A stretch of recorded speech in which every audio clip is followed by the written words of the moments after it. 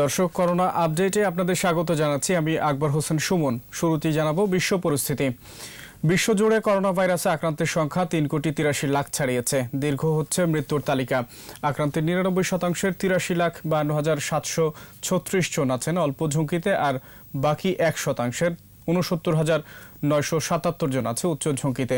বিশ্বে এ পর্যন্ত আক্রান্ত হয়েছে 3,83,63,609 জন। মৃত্যু হয়েছে 10,90,811 জনের, আর সুস্থ হয়েছেন 2,88,50,085 জন।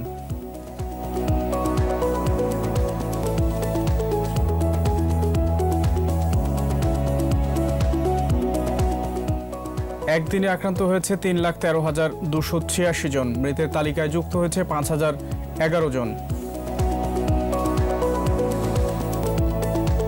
মহামারীর শীর্ষ দেশ যুক্তরাষ্ট্রে আক্রান্তের সংখ্যা 80,90,253। মৃত্যু হয়েছে 2,20,873 জনের।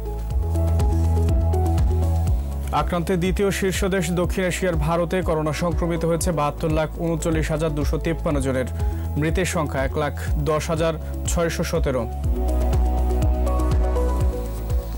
মৃত্যু তালিকার দ্বিতীয় শীর্ষ দেশ ব্রাজিলে মৃতের সংখ্যা 1.5 লাখ ছাড়িয়েছে। আক্রান্তের সংখ্যা 51,14,823। দেশটিতে সুস্থ হয়েছে 45 লাখের বেশি আক্রান্ত ব্যক্তি। রাশিয়ায় আক্রান্তের সংখ্যা 13,26,178। মৃত্যু হয়েছে 22,966 জনের। সুস্থ হয়েছে 10 লাখের বেশি আক্রান্ত ব্যক্তি।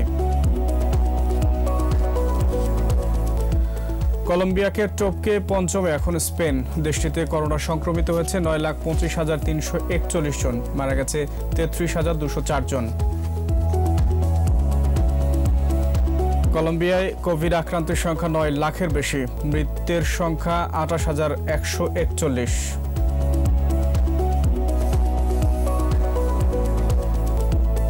আর্জেন্টিনায় আক্রান্তের সংখ্যা 9,17,035। মারা গেছে 24,572 জন।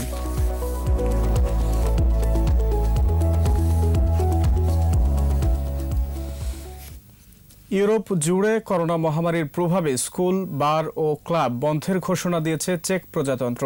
করোনা ভাইরাসের দ্বিতীয় তরঙ্গ মোকাবেলায় সতর্ক অবস্থানে রয়েছে গোটা ইউরোপ। আগামী 3 সপ্তাহের জন্য লকডাউন ঘোষণা করা হয়েছে চেক রিপাবলিকে। বন্ধ ঘোষণা করা হয়েছে স্কুল, কলেজ সহ সকল শিক্ষা প্রতিষ্ঠান। নেদারল্যান্ডের বিভিন্ন স্থানে বন্ধ করা হয়েছে রেস্টুরেন্ট, বার সহ জনসমাবেশের স্থানগুলো। আর প্যারিসের হাসপাতালগুলোতে বাড়ছে সংক্রমিত ব্যক্তির ভর্তির সংখ্যা। এদিকে কারফিউ জারি করা হচ্ছে ফ্রান্সের বিভিন্ন এলাকায়।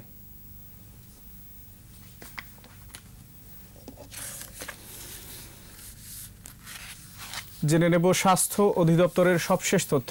মঙ্গলবার কোভিড-19 দেশে আরও 22 জনের মৃত্যু হয়েছে। মৃতের সংখ্যা বেড়ে 5,577। এ পর্যন্ত সবচেয়ে বেশি মৃত্যু ঢাকা বিভাগে 2,844 জন। এরপরের অবস্থান চট্টগ্রাম বিভাগে, মারা গেছে 1,122 জন। স্বাস্থ্য অধিদপ্তরের ওয়েবসাইটে করোনা সংক্রান্ত তথ্য বলছে 220তম দিনে দেশে 109টি ল্যাবে 13,815টি নমুনা পরীক্ষায় শনাক্ত হয়েছে 1,537 জন। শনাক্তের সংখ্যা বেড়ে 3,81,275। নতুন 1,482 জন সহ এ পর্যন্ত সুস্থ হয়েছে 2,95,873 জন। সুস্থতার হার 77.60% এবং মৃত্যুর হার 1.46%।